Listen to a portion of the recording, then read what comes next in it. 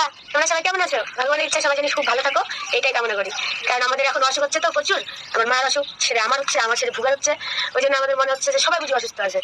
যে হয় না এরকম যে নিজের যেটা মনের মধ্যে হবে মনে হচ্ছে পৃথিবীর সবাই বুঝি সেরকম। যাদের বাড়িতে বিয়ে বাড়ি ওদের আনন্দ মনে হবে, চারিদিকে মনে হয় বিয়ে বাড়ি, কিন্তু না, কোনো একটা পাশের বাড়ি দুঃখ হচ্ছে। তো সেরকম আমাদের অসুখ হয়ে হয়ে মনে হচ্ছে সবাই বুঝি অসুখ। ওই জন্য সবাইকে বলছি অসুখ জানি না হয়, তোমরা জানি সুস্থ থাকো।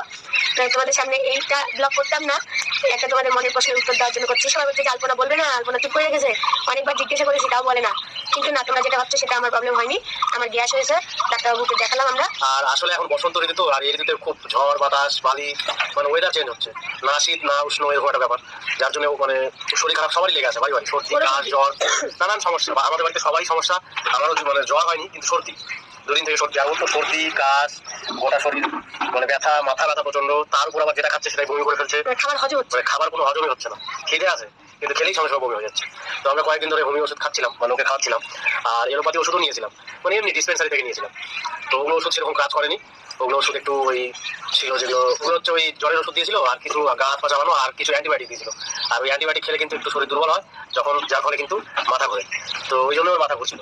তো লাস্টে দুদিন থেকে এমন হয়েছে কিছুই খেতে পারছে না, মানে জল খেলেও জল বমি করছে। লাস্টে কিছু বুদ্ধি উপায় না পেয়ে, আর যারা আপনারা আছেন অনেকেই বলছিলেন যে ডাক্তার দেখাও ডাক্তার দেখাও, ওকে আমি বললাম যে চলো মালদা নিয়ে যাবো তোমাকে, মালদাতে ভালো ভালো ডাক্তার আছে। ও মালদা যাবে না, এত দূর জার্নি করতে হবে, ওই ভয়ে মালদা যাবে না, বলছে এখানেই দেখাবো তপনই।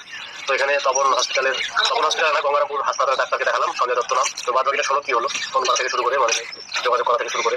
ডাক্তারবাবুর নাম তো যে সঞ্জয় দত্ত, তোমরা দেখতে পাবা। একটু উল্টো হচ্ছে, মানে লেখাটা উল্টো দেখা যায় কেন যে জানি না।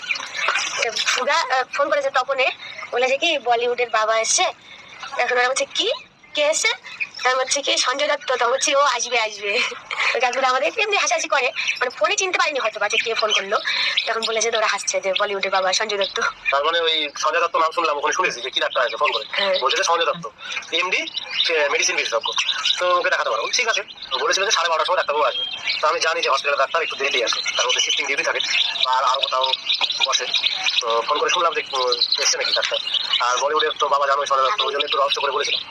তোরা প্রথমে বুঝতে পারছিল না, তারপরে যখন ভালো করে বললাম তখন বললো যে আসেনি, তোমরা একটু পরে আসো। তো সেই জন্য আমরা এখানে বাড়ি থেকে 1:30টার সময় বেরোছিলাম। 1:30টার সময় বের হয়েও মানে সেই দোকানে গিয়ে দেখছি যে ডাক্তারবাবু আসেনি। তো বলছে তোমাদের একটু কাজ সেরে যদি থাকে কাজ সেরে আসো, তারপরে এসে এখানে আমরা ফোন করে নেবো। তারপর আমরা একটা কাজে গেছিলাম, ওই কাজটা সেরে আমাদের ফোন করলো যে আসো, ডাক্তারবাবু চলে এসেছে। তো ডাক্তারবাবুর কাছে ওকে নিয়ে গেলাম, সব কথা বললাম, বলে এই প্রেসক্রিপশনটা দিয়েছে। তো এই প্রেসক্রিপশনে একটা 3 মাসের ওষুধ দিয়েছে, আর একটা গ্যাসের ওষুধ দিয়েছে 10 দিনের, আর কিছু লিকুইড দিয়েছে। এই যে ওষুধ দেখো সবই গেছে। হ্যাঁ, আর এটা ওই অ্যান্টাসিডের মতোই লিকুইড। তো দুটো হচ্ছে লিকুইড ওষুধ আছে, আর একটা গ্যাসের, আর একটা এমনি ট্যাবলেট। একটা না, আর একটা 3 মাস খেতে বলেছে। হ্যাঁ, ওই তো টোটাল 4 রকমের ওষুধ দিয়েছে। তো ডাক্তারবাবু সব কিছু শুনলো যে কি ব্যাপার, এরকম তোমার পেটে কি ব্যথা করে? বলছে না, পেটে ব্যথা না, কিছু না। তবুও ডাক্তারবাবু বললো যে পেটে ব্যথা ওরকম করে না, হঠাৎ করে এখন এই কয়েকদিন থেকে হয়েছে, আগে কিন্তু হয়নি। তো ডাক্তারবাবু রিপোর্ট করতে দিয়েছে। বললাম যে আমার বাবার গ্যাস আছে, ছিল, আমার মায়েরও গ্যাস ছিল প্রচন্ড। ছোটবেলা থেকেই খাবার খেলে হজম হতো না, এটা আমার 12 মাসের একদম ছোট থেকে রোগ। আমার মা বলে নাকি আমি যখন বুকের দুধ তো পাইনি, সেরিল্যাক্স নাকি বলে ওটার খাবারগুলা, ওগুলা খাওয়ালে নাকি আমি খেতাম না। আর কেমন জানি করতাম, আর পেট ব্যথা করতো না কি করতো, ছোট বাচ্চা খালি বলে কান্না করতাম। মানে তার মানে বোঝা যাচ্ছে যে ছোটবেলা থেকে আমার দুধ আমি সহ্য করতে পারতাম না। তারপর নাকি খুব সহজেই তাড়াতাড়ি ডাল আর ভাত খেতে শিখে গেছিলাম, যে মানে ওইটা হয়তো হজম হয় না বলতে তো পারি না, ওই জন্য ডাল ভাত বেগুন ভাজা এগুলো খেতে শুরু করে দিয়েছিলাম অনেক ছোট থেকে, আমার মা বলে। তো ডাক্তারবাবুকে তো এলোপাতি ডাক্তার তো জানোই যে ওরা তাড়াতাড়ি তাড়াতাড়ি শুনবে আর লিখবে, শুনবে আর লিখবে। তো ছোটবেলার কথা বলিনি, আমি শুধু বললাম যে আমার বাবারও প্রচন্ড গ্যাস ছিল, খাওয়া হজম হয় না, আর আমার মারও প্রচন্ড গ্যাস ছিল, খাওয়া হজম হয় না। আমার আগে থেকেই পেট ব্যথা হবে আর বমি হবে, এগুলো আমার আগে থেকেই। তো এখন হঠাৎ করে আবার শুরু হলো। তো ডাক্তারবাবু তো ওষুধ দিলেন আর অনেকগুলো টেস্ট করতে দিল, একটা পেটের ছবি, বলতে যে ইউএসজি করতে দিয়েছেন, আর একটা এলএফটি লিভার ফাংশন টেস্ট, আর একটা থাইরয়েড। এই 3 রকমের টেস্ট হবে, বৃহস্পতিবারে টেস্ট করাবো। ও তো করতে চাইছে না, বলছে যে করবো না থাক। ডাক্তার যেহেতু বললো যে গ্যাস থেকেই হয়েছে সেই জন্য করবে না। আমি বলছি না, ওটা করলে হবে না, তার কারণ এই অতগুলো টাকা নষ্ট, 1000 টাকা লাগবে ছবি তুলতে আমার। তো যদি কোনো ছোট প্রবলেম থাকে সেটা কিন্তু এখন যদি চেক আপ না করাই তাহলে সেটা হয়তো পরবর্তীতে বড় হয়ে যাবে। গ্যাসে থেকে কি ধরা পড়বে? তার কারণ এর আগেও ওর একটা প্রবলেম হয়েছিল কিডনিতে। হ্যাঁ, তো সেই প্রবলেমটা মানে সলভ করতে গিয়ে ইউএসজি দিয়েছে, ইউএসজি করতে গিয়ে ওর দেখাচ্ছে যে এই সাইড দ্য লেফট কিডনিতে মানে একটা ছোট্ট স্টোন হয়েছে। তো সেটা ওষুধ খেয়ে এখন হয়তো ভালো হয়ে গেছে, পরে আর চেক আপ করেনি। হ্যাঁ, আমরা করি না। তো এরকম একটা সমস্যা, আর ফ্যাটি লিভার হ্যান্ডার এই সমস্ত থাকে। যাই না, পরীক্ষা করলে বোঝা যাবে। তা আমি হচ্ছে যে রক্তের যে পরীক্ষার টেস্টগুলো ওগুলো আমার হোমিওপ্যাথি ডাক্তারের ওখান থেকে করবো। মানে ওরা হচ্ছে কলকাতা থেকে নিয়ে আসে টেস্ট করে, ওদের রক্ত পরীক্ষা খুবই ভালো, ভূমিকা করেছিল ওখানে। তারপরে ওই রক্ত পরীক্ষার রিপোর্ট নিয়ে ব্যাঙ্গালোর গেছিল, তো ওই ডাক্তার যেগুলো যেগুলো রিপোর্ট করিয়েছে ওগুলো আর ওকে করতে হয়নি। তার মানে এখানকার রিপোর্ট কাজে দেয়, সব জায়গায় দেখে। এইটা দেখে আমাদের সাহস হয়েছে এখন মানে অন্য জায়গায় আমরা রক্তের টেস্টটা করাবো, ওটা হোমিওপ্যাথির ওখান থেকে করাবো। ওটা আমার ইচ্ছা। আর এখন ভূমিকা তো হচ্ছে আমার এখানে একটা মামা আছে, পুরো মামা, ওই ছোটখাটো ডাক্তার। তো ওই হচ্ছে কি তুই 3 মাস ধরে যখন তোর পেটের এরকম সমস্যা, তো ছবিটা কর, না করলে টাকার দিকে দেখিস না। করে বলা যায় না, তো অনেক সমস্যা করে, রক্ত নিলে টেনশন করে। আরেকবার নিয়ে তো মাথা ঘুরছিল খুবই, মাথা ঘোরার টেনশনে অনেকক্ষণ হাঁটতে পারছিল না।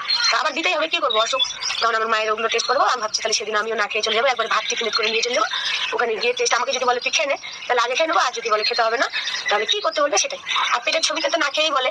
এখন একদিনে যদি ওখানে বালুঘাটে আছে, আবার এখানে বৃহস্পতিবার শুধু ছবিটা এখানে নাম লিখালাম, ছবিটা এখানেই করবো, তখনই করবো না। থাক ওখানে নাম লেখা যখন করতে হবে তার কথা দিয়ে আসছি নাকি? আচ্ছা যাই হোক, একটা হবে পেটের ছবিটা করবো, না খেয়ে তো যেতেই হবে। তাহলে একসাথে যদি করি তাহলে না খেয়ে যাবো, আর এখানে যদি করি তাহলে ভাত টিফিন বাড়িতে নিয়ে চলে যাবো। ওখানে গিয়ে ডাক্তার ওরা রিপোর্ট যারা করতে আসবে, ওরা যেটা বলবে সেটা করবো, করে প্রায় যাবো। তারপরে তোমাদেরকে জানাবো। আশা করি আমার কিছুই হয়নি, আমি জানি আমার ছোটবেলা থেকে গ্যাসে অভ্যাস। আর ডাক্তারবাবু বললো যে তেমন কিছু হয়নি, নর্মাল ওষুধ দিলাম খা। তো 3 মাসের জন্য যে ওষুধটা দিল, ওটা যে কি কারণে দিল বুঝতে পারলাম না, ওটা আর আমার শুনতে আর মনে নেই। আমি এবার হোমিওপ্যাথি ডাক্তারের কাছে শুনবো যে ওটা কিসের ওষুধ দিয়েছে, 3 মাস খেতে হবে একটা না, কি ব্যাপার ওটা জানি না। ডাক্তার বললো চিন্তার কোনো কারণ নেই, তো ছবিটা আমার দেখার দরকার আছে, অন্ধকারে চিকিৎসা করাটা ঠিক নয়, এরকম করে নানান কথা বলি। তো যাই হোক, ওষুধ নিয়ে এসে তো আমি ভালো নেই খুব একটা। এই তো দেখতে পাচ্ছ তোমরা, আমরা ভিডিও দিচ্ছি না, একদিন দিয়ে যেতে একদিন গ্যাপ, আরেকদিন দিয়ে যেতে আরেকদিন গ্যাপ, 2 দিন ধরে গ্যাপ হলো। আজকে দিতে পারবো কিনা জানি না, কথা বললেই মানে উপর দিয়ে মনে হচ্ছে ভাতগুলো উঠে আসবে, এরকম কষ্ট হচ্ছে।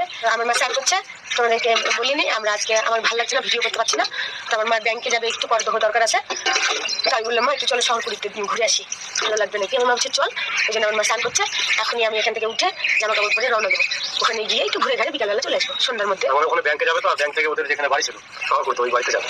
ওখানে গিয়ে কিছু কাজ আছে, ওখানে কাজ সেরে বাড়ি আসবে সন্ধ্যাবেলা করে। আমি যে ভালো যখন লাগছে না, বাড়িতেও যখন ভিডিও করতে পারছি না, ঘুরলে যদি একটু ভালো লাগে, ভুগে পাচ্ছি একটু ঘুরেও ভালো লাগবে। জানি না, আমার ওষুধ এনে খেয়েও কোনো মানে এখনো রেজাল্ট হয়নি।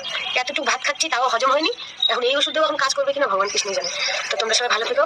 আমাদের ওকে আমি বললাম যে চলো তোমাকে ঘুরিয়ে নিয়ে আসি, গঙ্গারামপুরে যাবো, চলো পার্কটা আছে ওখানে, ওই সুইমিং এর মতো বড় বড় কাল দিঘি আছে, তো ওই দিঘিতে ছোট ছোট নৌকার মতো একজন স্টিমারের মতো নৌকা আছে, নিজে প্যাডেল করে যাবো। চলো ওখানে ঘুরিয়ে নিয়ে আসি, ভালো লাগবে, একটু হালকা ঘুরলে ভালো লাগবে। ওটা এমন না যে শারীরিক অবস্থা যে প্রচন্ড জ্বর উঠতে পারছে না, তা বা খুব মাথা ব্যথা, ওগুলো সেরে গেছে, সব ঠিক হয়েছে। সব করছি। এখন বর্তমানে ওর সমস্যা হচ্ছে খাওয়া হজম হচ্ছে না, বমি হয়ে যাচ্ছে, এটা প্রবলেম। তাই বলছি চলো ঘুরে আসো, ঘুরে আসি হালকা হবে। তো শুনবেই না, যাবেই না, বলছে না এখন না, এখন না। ভালো হলে যাবো, আনন্দ করে যাবো। আর এখানে বমির ওষুধ একটা দিয়েছে, খেয়েও মানে এত যে 3 রকমের একটা ক্যাপসুল 2টা ফাইল দিয়েছে গ্যাসের, তবুও খেয়ে মনে হচ্ছে যে এতগুলো ভাত খেয়েছি মনে হয়। না 3 দিন 4 দিন খেতে হবে না, কোনো ভালো সেরকম কাজ হচ্ছে না। এখন কি হবে জানি না, কারণ 3-4 দিন রেগুলার করতে এখন ভালো হবে নাকি। আর হচ্ছে মোবাইলের কোনো কাজ করতে পারছি না, মোবাইলটা তোমরা বিশ্বাস করবে না, যখন ধরছি এখানে কাজ করবো তো মাথাটা এরকম এরকম এরকম চলো মানে ওর ভেতর থেকে ওটা হচ্ছে, কিন্তু ওটা উপরে। আমি আমার মাকে বলছি, মা দেখো তো আমার মাথাটা টমকাচ্ছে, তুমি দেখতে পাচ্ছ নাকি?